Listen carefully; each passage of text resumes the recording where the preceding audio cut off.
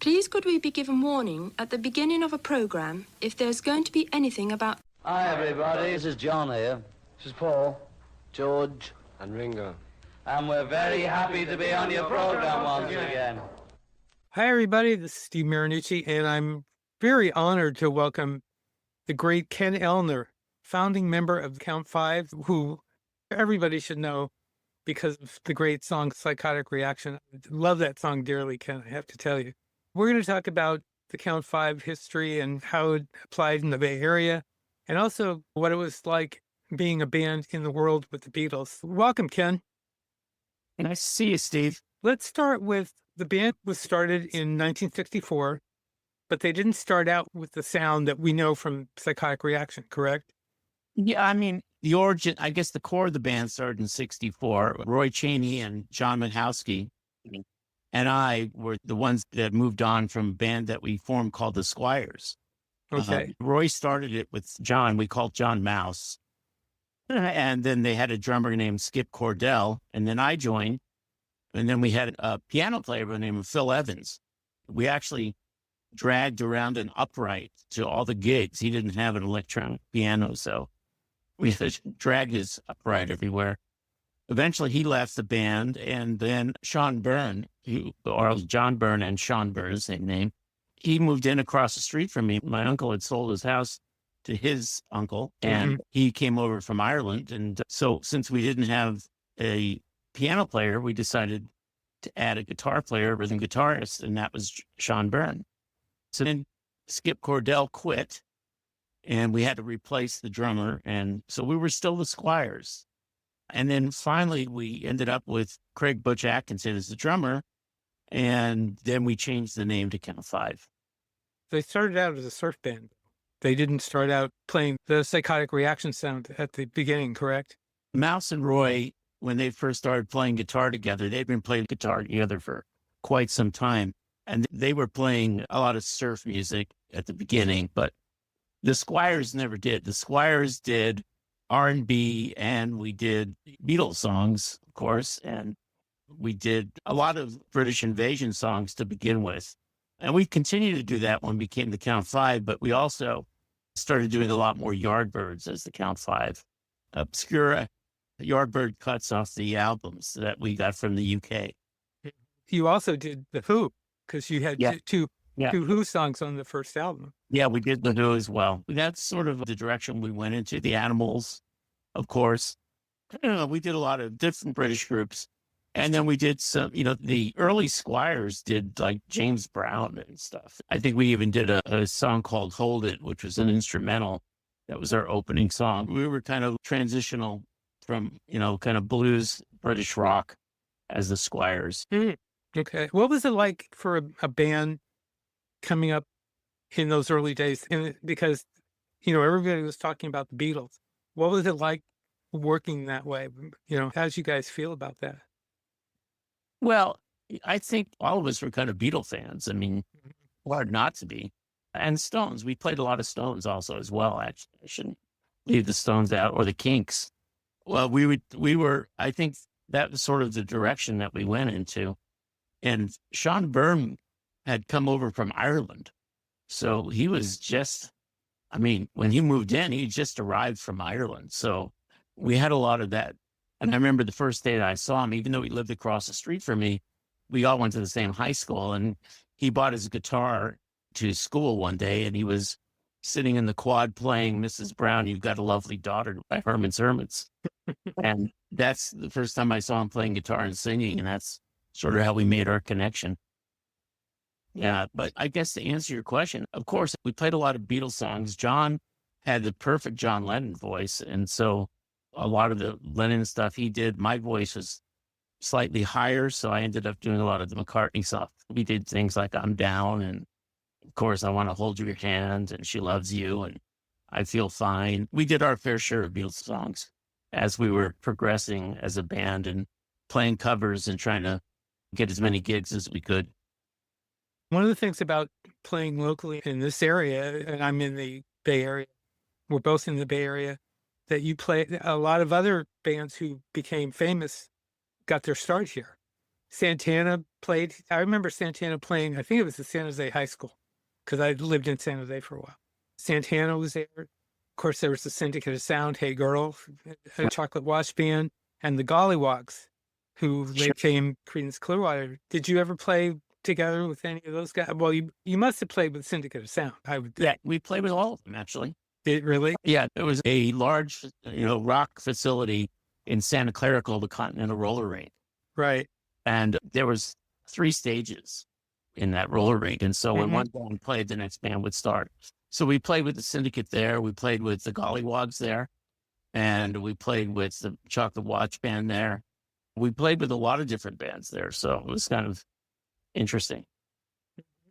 How did Psychotic Reaction come about? That's a great story. The way it happened was this. It was 1960, I'm trying to remember now, 66. And John was at a class at San Jose City College. He graduated high school in 65. He was a year older than me. And Butch as well. And Butch went to San Jose State, and John was at San Jose City College. And he was in a psychology class, and they were giving a lecture on different kinds of psychosis. And he was sitting next to a guy that we went to high school with by the name of Ron Lamb. And Ron and the professor was talking about psychotic reactions. And Ron had said to John, that would be a good name for a band. I read a lot of articles about that particular scenario, and the guy said it would be a good name for a song, but it wasn't. It was for a band. And John thought to himself, maybe it'd be a good name for a song. And so he came back to the rehearsal that night, and he said, I had this conversation with Ron Lamb, and I thought it would be a good name for a song. So we kind of left that where it was. It'd be a good name for a song, and we never really did anything with it. We just thought it would be a good name for a song. Then, I don't know how many weeks later, I picked up the harmonica, and I was starting to learn how to play it a little bit better than just a few notes on, I should have known better, right? So we were starting to do Yardbird songs, and we were doing I'm a Man and things like that. So I bought this harmonica to practice, and I started doing this riff on the harmonica. And then Roy and Mouse kind of joined in, and Butch and John, and we started doing this sort of a instrumental. And then we got to the second section, and we kind of added the rave up section that we have. But there were no lyrics. So it was an instrumental. We created this instrumental song. We played it as an instrumental for months, and we never there were never any lyrics to it. John had been writing songs for quite some time. So he's sort of like the designated lyricist, I guess, he was doing it, and he was good at it. So my dad started managing us, and we played a gig at this place in Redwood City called the Cinnamon Tree. My dad came out to the Cinnamon Tree, and we were playing Psychotic Reaction as an instrumental, and the crowd was going crazy. And he said, guys, that song is going over better than anything else that you're playing. People, the kids love it. You need to write lyrics for it. So this went on for quite some time. And then we were rehearsing at my house. We used to rehearse at either my house or Butch's house.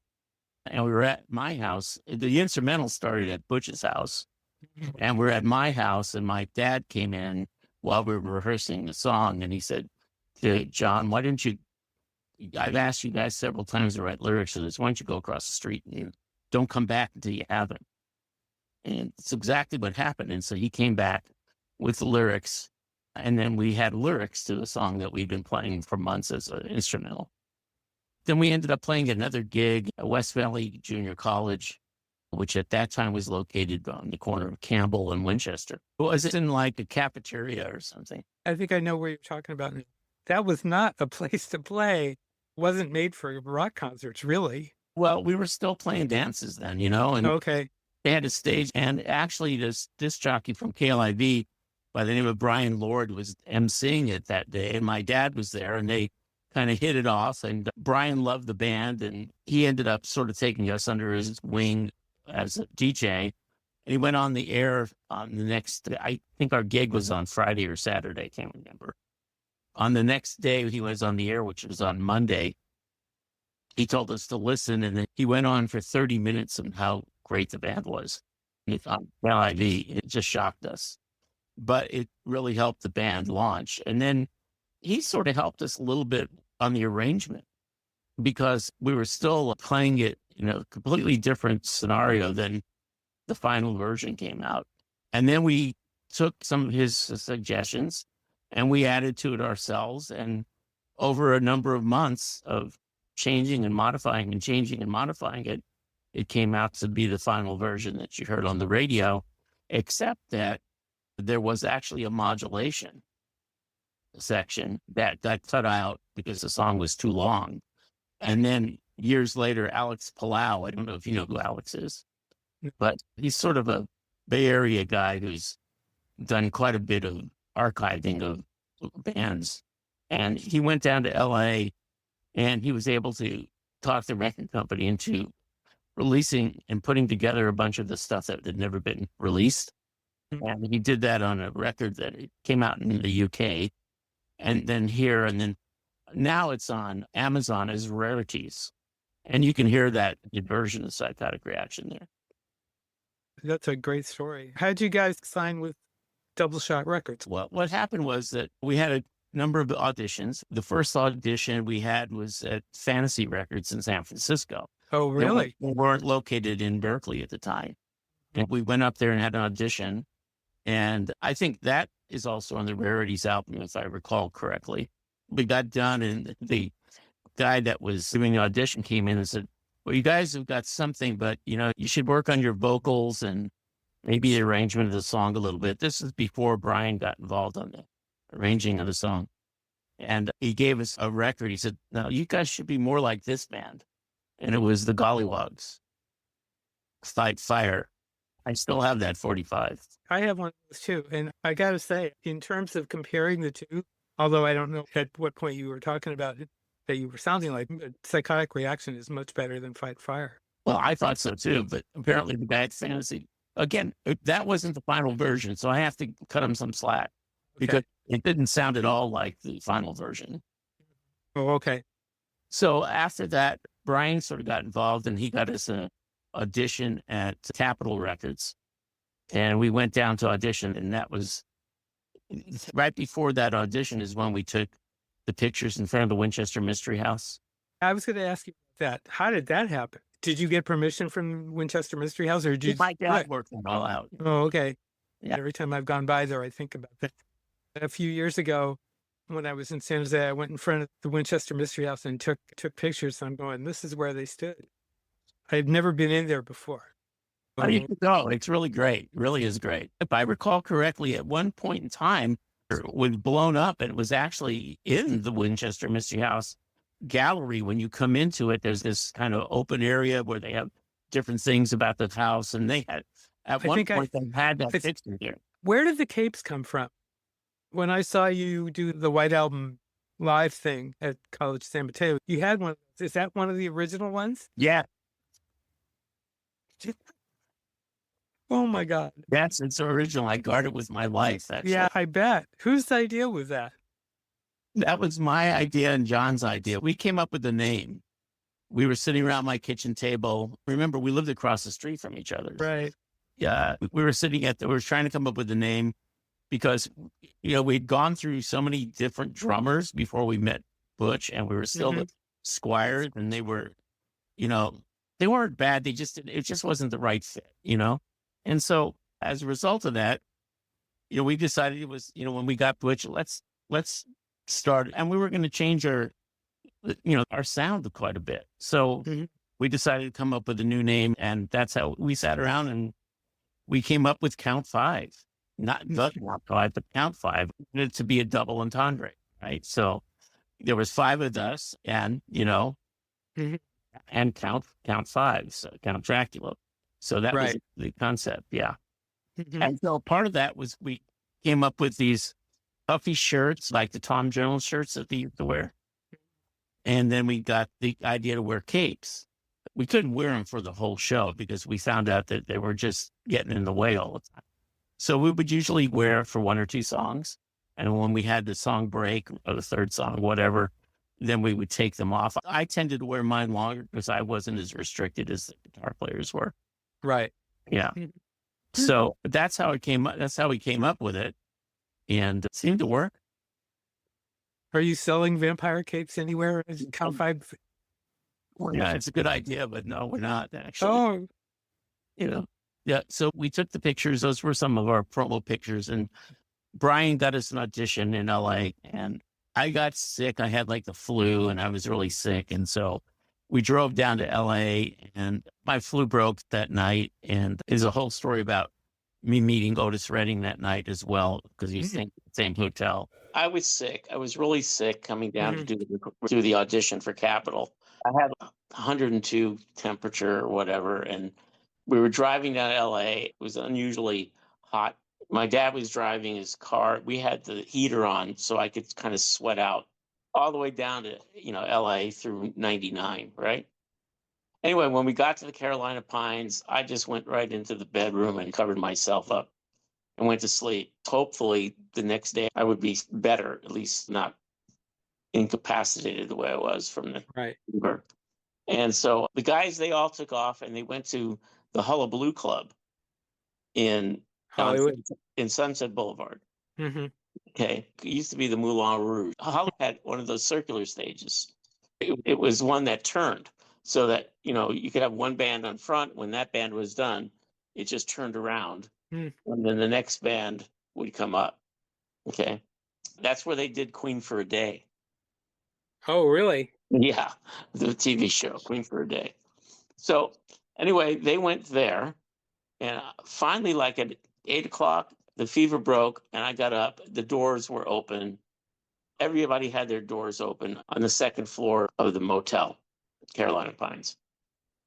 So I kind of walked out trying to get some fresh air. And there was a guy sitting on a bed and he was singing. And so I was standing there and I was looking at him and he said, "Hey, come on in." I was talking to him and we were talking about life and different things. And we just had this amazing conversation. We kind of hit it off.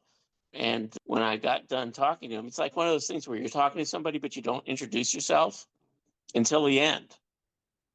And that's how it came about. So at the end, I said, "Hi, I'm Ken, and what I was doing here." And he says, "Well, good luck on your audition tomorrow and everything." And then I said, "And what's your name?" And he said, "I'm Otis Redding." Wow. So I had this conversation with him for like a half hour. It was just phenomenal, about music, about life, about social issues. It was really something to remember. I'll never forget it. I assume he was a big name at that point. Maybe not as much as you would think, right? And Doc of the Bay wasn't out yet. Oh, okay. So that was also before Monterey too, then. Yeah. Okay.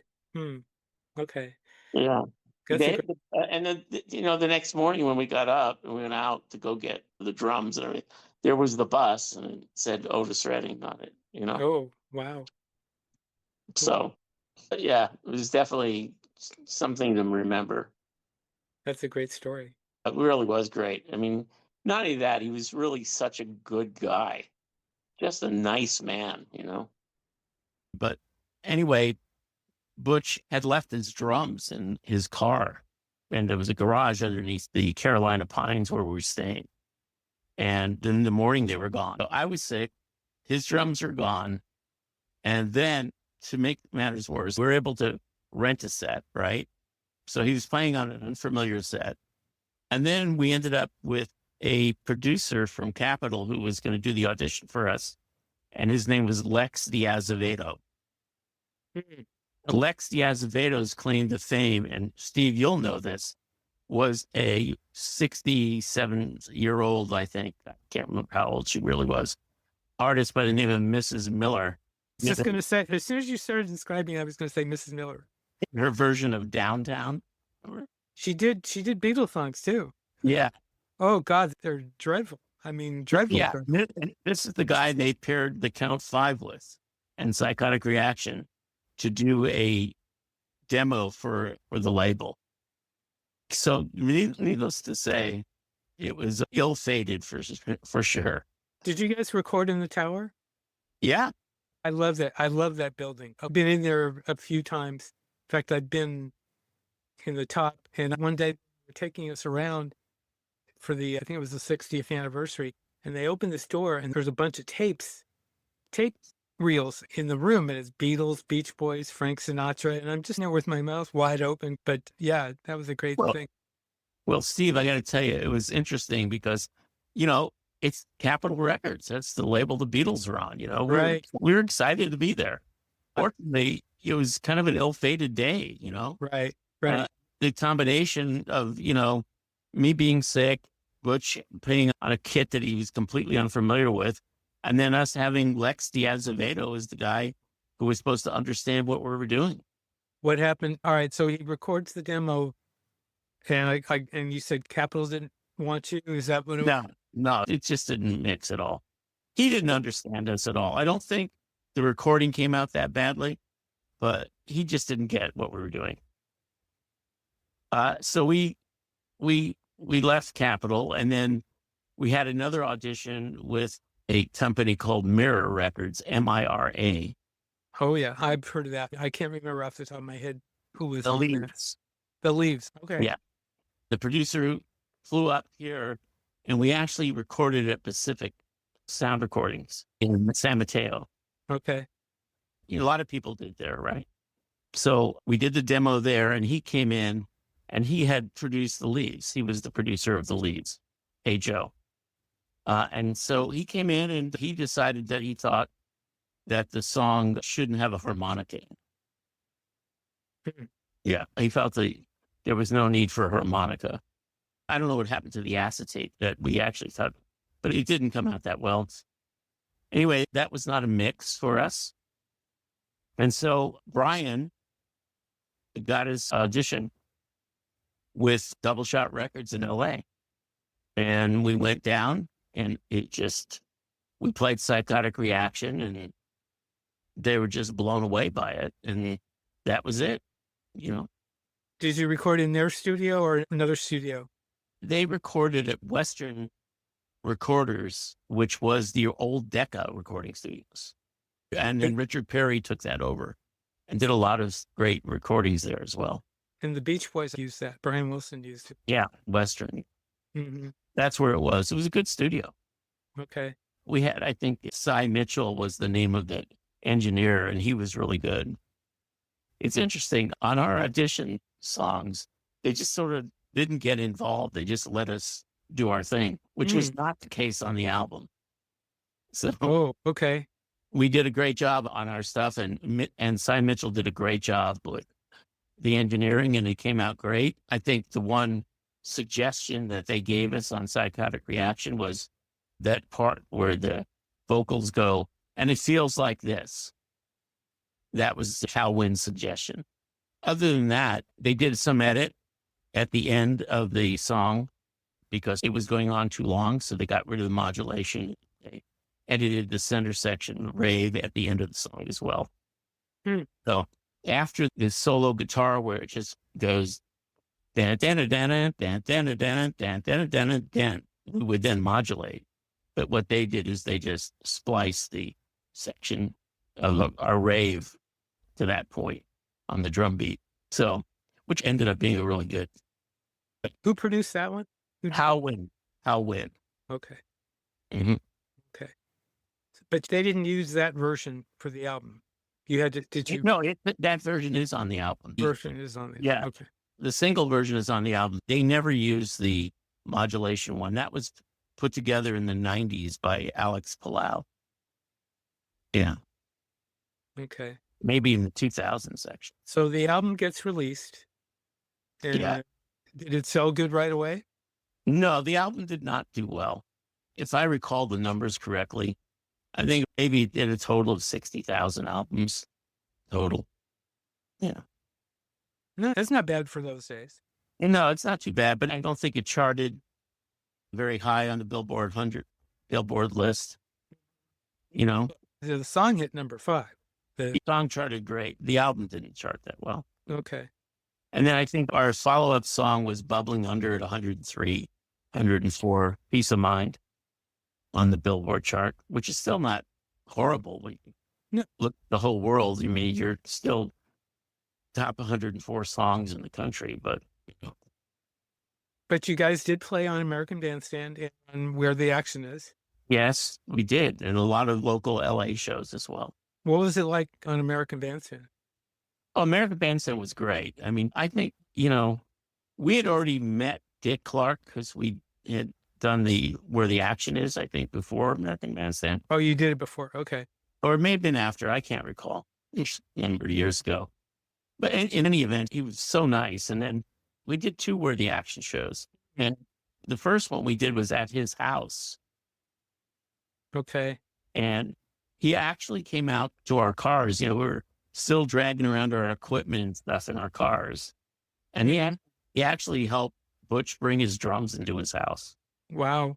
Yeah. And he's one of the sweetest guys ever, really. So, yeah, it was great. Yeah, that sounds really. And then you toured with a bunch of well-known names. You toured with the Buffalo Springfield. You toured with the Doors. Did you tour with anybody else? Well, the Doors opened for us. Oh, did they? Yeah. We Where were was in, Go ahead. we were in Santa Barbara at the Earl Warren Fairgrounds. Mhm. And the show was them, Count Five, and this group from LA that hadn't really released their album yet, The Doors. So that's when that happened. So they opened it for us. What did you think of them? I loved them. I thought they were great. I really did. I still do to this day. One of my favorite bands. Did you talk with Morrison by chance? Well, here's the story. Somehow our snare drum disappeared. And somebody told us that somebody in the Doors couldn't, I don't know if it was any member or their equipment guys or somebody was with them. I don't know. Somebody told us that they had, unfortunately, had picked up our drum. And so Roy went over to where their dressing room was and he picked up this leather jacket. And so Jim came to me and said, "Have you seen a leather jacket?" And I said, "Have you seen a snare drum?" And he said, "I don't know." I said, "I don't know either. Let me go check. If I find it, I'll meet you here in the middle of the arena and we can exchange it if you can find our snare drum." And that's what we did. Rock and roll diplomacy. That's great. Any other stories like that? How about the Springfield? Anything? No? No, I think the only thing we had with the Springfield is we were playing Gazzari's not on the Strip, but on La Cienega. And apparently they were playing there at some time too. This is before their hit, right? And so we came in one day and we left our gear there overnight because we were playing 4 or 5 nights in a row or something. And we came in and they were on our gear playing, rehearsing on our gear. So we asked them to stop doing that. So what happened after that point when you guys stayed together for how long? I think we played one more 67 and then 68 was it 67? I think the end of 67 is when the band kind of split up. But we did play together at the Nuggets show in San Francisco the year before. Lenny Kaye did a 50th anniversary of the Nuggets. I did that show in Pasadena. And the band was invited to that, but they didn't want to go to that one. But they did the one in San Francisco. So it was Roy, Mouse, and I did the show in San Francisco. Yeah. But you did do a reunion with the whole band in 87. That's a one step beyond nightclub. We did in 87. And we did play a lot in between that. We played at the Edge in Palo Alto. We did some shows at downtown San Jose. I think it was part of what was that thing about?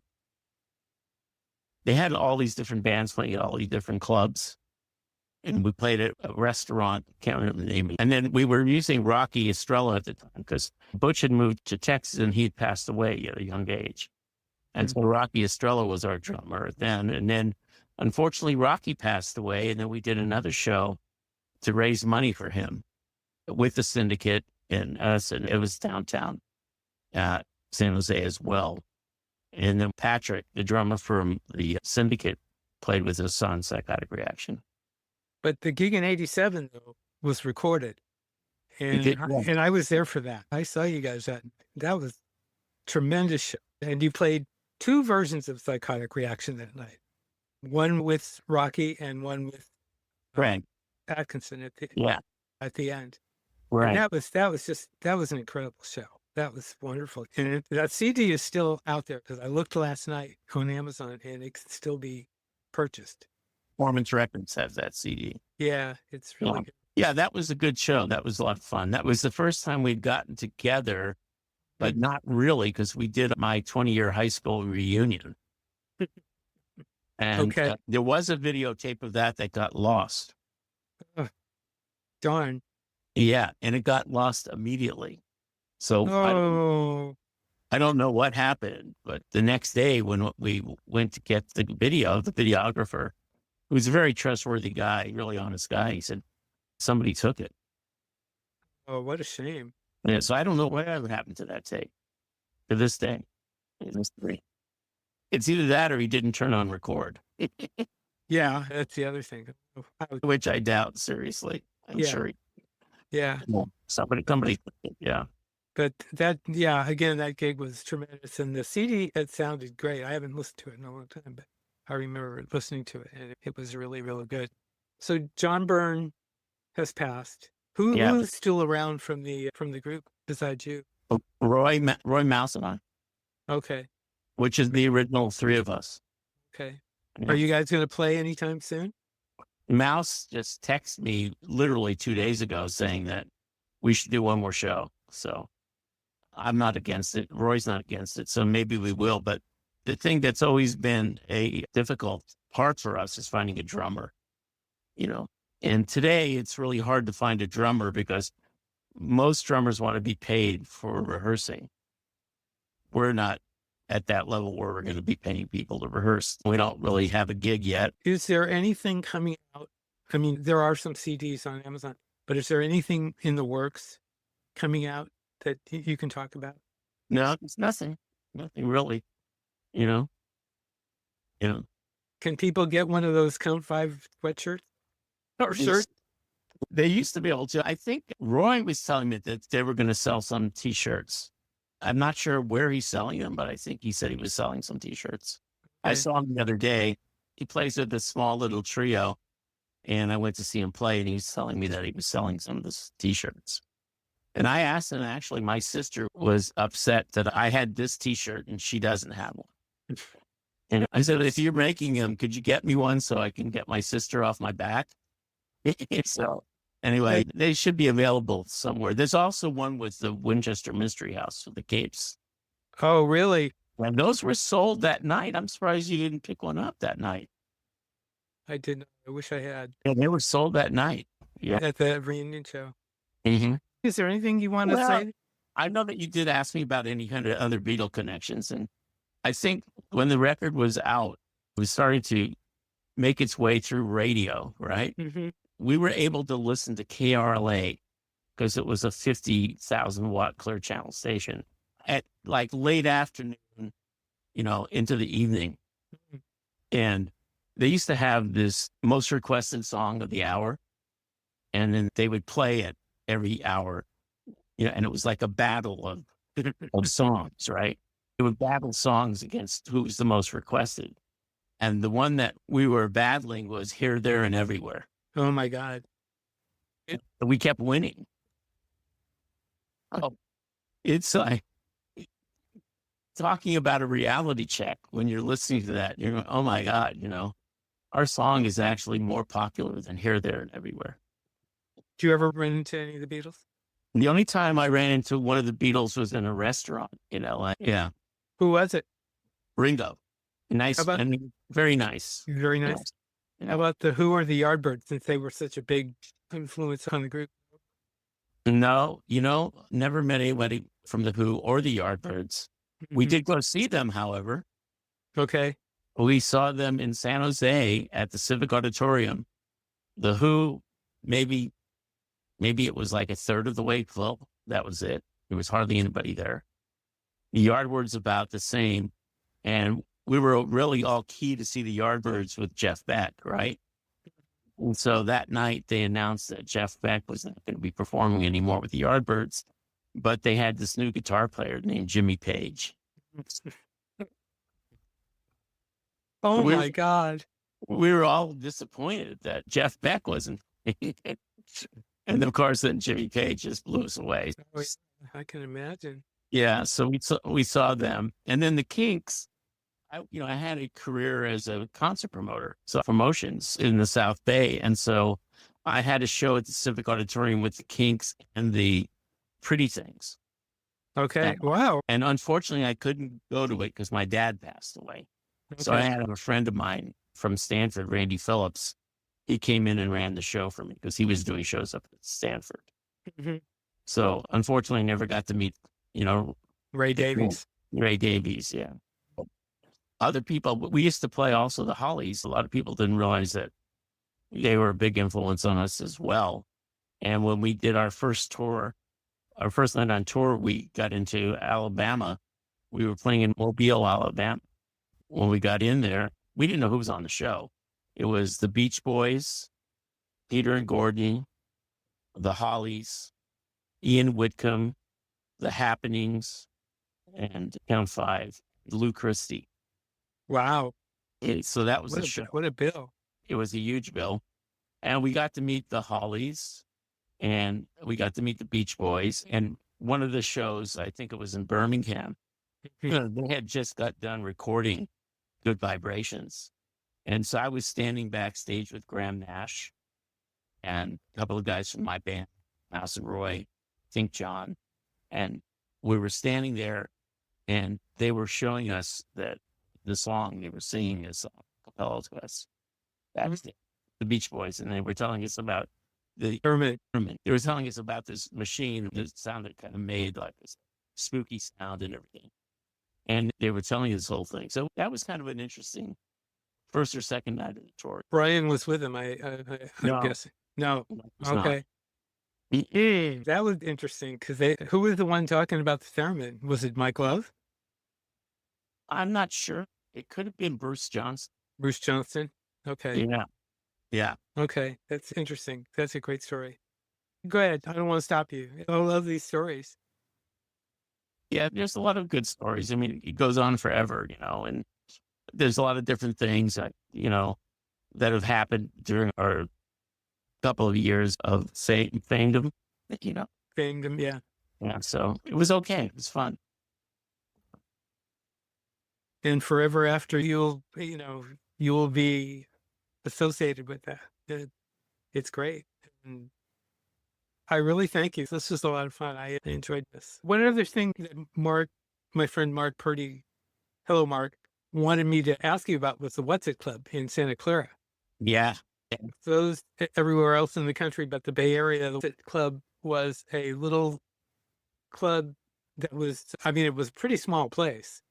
And everybody used to play there. Lindsey Buckingham and Stevie Nicks played together there. Fritz Rabine Memorial Band.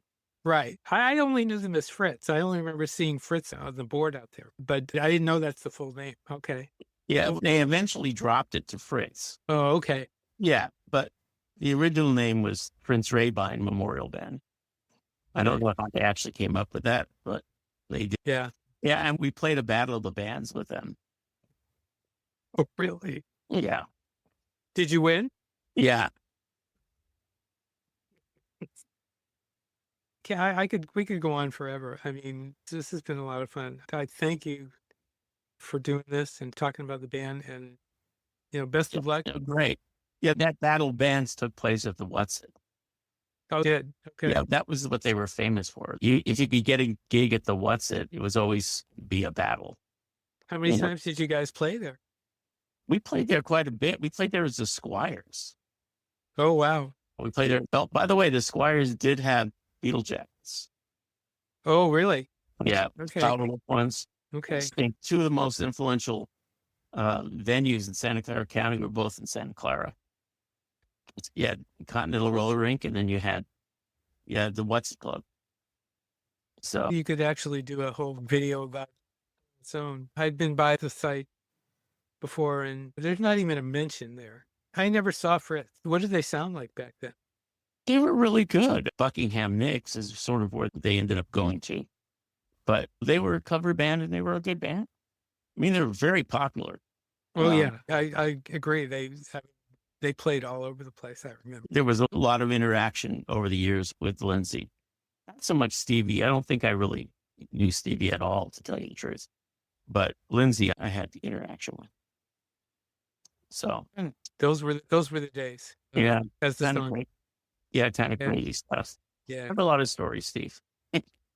We could probably go on here forever. I'm just going to say, Kenn Ellner, this has been a blast. Thank you very much. And thanks everybody for watching and listening and whatever. And we'll see you soon. Be seeing you. What a show!